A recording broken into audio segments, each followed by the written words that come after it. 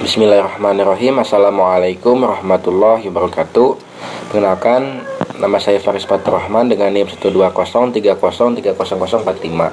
Di sini saya akan sedikit menjelaskan materi di pertemuan 8 sampai pertemuan ke-14, dan video ini untuk memenuhi tugas ujian akhir semester mata kuliah Hukum Tata Negara. Pertama, materi sejarah konstitusi. Pada masa Yunani kuno, pengertian konstitusi ini masih bersifat material, dalam arti belum berbentuk seperti yang dapat dimengerti di zaman modern. Mengenai sejarah konstitusi, kita bisa melihatnya sejak masa Yunani kuno, meskipun pada masa itu tidak disebutkan secara eksplisit mengenai istilah konstitusi. Namun sudah mulai muncul substansi pemikiran, substansi kesadaran dan sebagainya mengenai konstitusi. Ada juga beberapa tokoh yang mendukung perkembangan konstitusi pada masa Yunani kuno. Itu pertama ada Socrates. Pada masa ini sudah mulai ada beberapa substansi pemikiran mengenai konstitusi. Yang kedua ada Plato. Pada masa ini substansi pemikiran mengenai konstitusi sudah mulai dibukukan seperti Politisa atau The Republic atau Politicos, The Statesman, dan Nomoi the Law. Ada juga Aristoteles.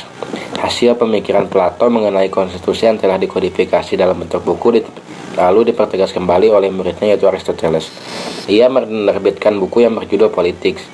Dalam buku tersebut membahas tentang hal yang pokok, yaitu politik. Tak hanya itu, ia pun membahas tentang hukum dasar negara. Lalu perkembangan konstitusi, yang pertama, aliran pertama adalah Anglo-Saxon atau Rule of Law, yaitu sistem hukum yang dimulai di Inggris kemudian menyebar ke Amerika Serikat dan koloni sebelumnya.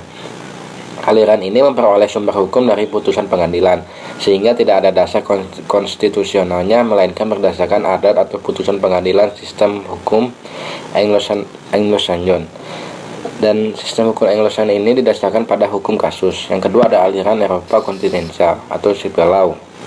Aliran ini dimulai di daratan Eropa dan menyebar ke bekas jajahan. Sistem hukum Eropa kontinental biasa disebut sebagai civil law atau hukum Romawi. Prinsip utama dari hukum Eropa ini yaitu hukum bersifat mengikat karena merupakan bentuk peraturan yang terkodifikasi secara sistematis. Yang kedua, materi ketiga terkait kedudukan konstitusi. Sejak lahirnya konstitusi pada masa Yunani kuno hingga sekarang, ada 3 poin yang dikehendaki oleh masyarakat. Yang pertama, konstitusi berperan sebagai pembatas kekuatan, yaitu merupakan ada aturan hukum yang berperan untuk membatasi kewenangan daripada seorang penguasa ataupun pemimpin terhadap rakyatnya. Dan hal ini bertujuan agar tidak terjadinya penyimpangan kekuasaan atau abuse of power. Yang kedua, konstitusi berperan sebagai pengatur kekuasaan. Konstitusi hadir sebagai sebuah garis haluan bagi para penguasa ataupun pemimpin, yang artinya ada rambu-rambu yang bertujuan agar pelaksanaan kekuasaan yang dilakukan penguasa searah dan juga sejalan dengan tujuan dari negara tersebut. Yang ketiga ada konstitusi berperan sebagai penyamaan. Pada hal ini bisa disebut yang paling fundamental, pengakuan hak asasi manusia masyarakat negara itu sendiri tanpa harus membeda-bedakan dengan yang lainnya, tanpa harus diskriminatif, tanpa adanya kasta ataupun kelas di tengah-tengah masyarakat, yang akhirnya akan menimbulkan sekat atau sekat antara penduduk yang satu dengan yang lainnya. Materi selanjutnya tentang documentary constitution.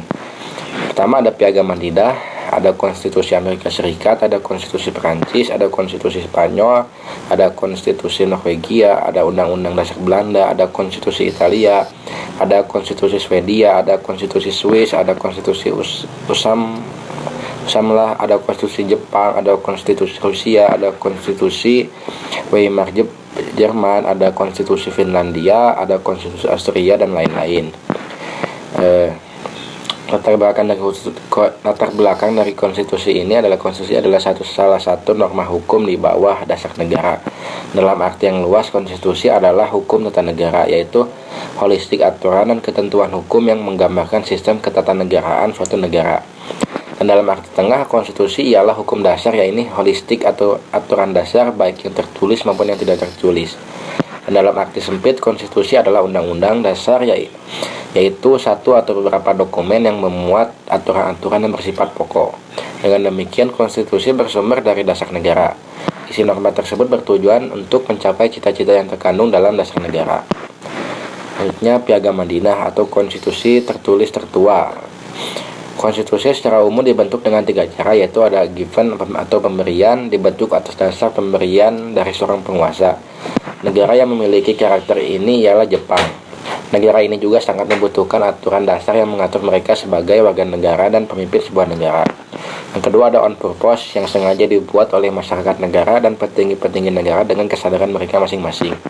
Contoh negara ini ialah negara Amerika Serikat. Konstitusi Amerika Serikat disusun oleh Majelis Konstitusi di kota Philadelphia pada tanggal 1 Maret tahun 1781 dan disahkan pada 17 September tahun 1787. Lalu yang ketiga ada revolution atau perlawanan. Dibuat secara revolusi dan hasil revolusi yang menetapkan konstitusi. Dan dapat terjadi apabila revolusi di masyarakat tertindas kepada penguasa yang diktator di suatu wilayah. Contohnya ialah negara Perancis pada tahun 1971, negara Uni Soviet tahun 1917, dan negara Spanyol tahun 1932. Selanjutnya ada beberapa hal yang mempengaruhi konstitusi asal undang-undang dasar, diantaranya pertama ada ideologi, merupakan keseluruhan pandangan, cita-cita, nilai, dan keyakinan yang ingin diwujudkan dalam kenyataan hidup yang sebenarnya. Yang kedua ada norma, merupakan petunjuk tingkah laku yang harus dilakukan dan tidak boleh dilakukan dalam hidup sehari-hari. Berdasarkan suatu alasan yang disertai sanksi-sanksi adalah ancaman atau akibat yang akan diterima apabila norma tidak dijalankan. Selanjutnya mengenai pengertian konstitusi itu tersendiri. Konstitusi merupakan sebuah kumpulan peraturan dasar sebuah negara yang mengatur tentang hubungan antara seorang pemimpin dengan warga negaranya. Warga negara adalah warga negara dan juga mengatur tentang garis-garis besar haluan organisasi sebuah negara. Yang kedua, konstitusionalisme. Konstitusionalisme adalah sebuah negara yang menganut paham konstitusi dalam penyelenggaraan kehidupan berbangsa dan bernegaranya. Yang ketiga, negara. Negara adalah sebuah organisasi kekuasaan yang terdiri dari komponen-komponen seperti pemerintah yang berdaulat, rakyat, wilayah, dan pengakuan baik secara de jure maupun secara de facto. Selanjutnya tentang dasar kepentingan konstitusi. Pertama, dasar dari berdirinya suatu negara beserta tujuan dari negara tersebut didirikan. Yang kedua, acuan baku bagi penyelenggaraan kekuasaan negara. Yang ketiga, konstitusi memuat hak warga negara. Selanjutnya mengenai Sahifah Madinah. Menurut para ahli, pertama W. Montgomery Watt, Piagam Madinah adalah The Constitution of Medina. Dan menurut R. Gilson, Piagam Madinah adalah charter. Selanjutnya muatan Piagam Madinah. Pertama ada kesepakatan. Dikarenakan tingginya tingkat heterogenitas di antara masyarakat Madinah pada saat itu, maka tercapailah sebuah kesepakatan yang mengatur antara hak dan kewajiban masing-masing. Yang kedua ada persamaan. Poin ini membahas tentang persamaan hak dan kewajiban seluruh penduduk Madinah, baik muslim, non-muslim, ataupun yang lainnya. Yang ketiga ada keadilan. Poin ini membahas mengenai hak memperoleh perlakuan adil bagi seluruh masyarakat dari negara dan pemerintah. Lalu yang selanjutnya ada faktor-faktor daya ikat konstitusi. Daya ikat konstitusi terdapat 3 hal, diantaranya ada 1 hukum, yang kedua ada politik, yang ketiga ada moral. Lalu sejarah ketatanegaraan. Pertama, sistem prakemerdekaan. Ada masa penjajahan Belanda.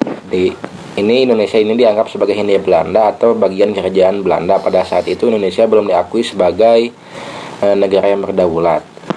Lalu selanjutnya masa penjajahan Jepang. Dalam sejarah Perang Asia Timur dapat digambarkan bahwa posisi Jepang di Indonesia adalah sebagai kekuatan kolonial. Dengan kata lain, Jepang tidak diperbolehkan mengubah konstitusi atau struktur hukum yang berlaku di Hindia Belanda. Yang kedua ada sistem pasca kemerdekaan. Pertama ada Undang-Undang Dasar, ada RIS, ada UUDS, ada Orde Lama, dan terakhir ada Orde Baru. Yang ketiga ada era reformasi. Selanjutnya mengenai hukum kewarganegaraan.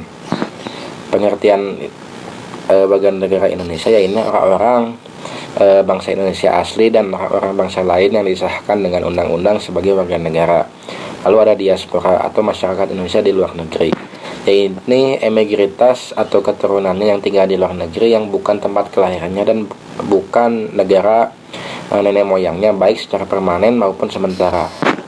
Mungkin sekian penjelasan dari saya. Mohon maaf apabila ada materi yang belum tersampaikan. Mohon koreksinya karena terpengaruh oleh waktu. Terima kasih. Mohon maaf sebelumnya. Wassalamualaikum warahmatullahi wabarakatuh.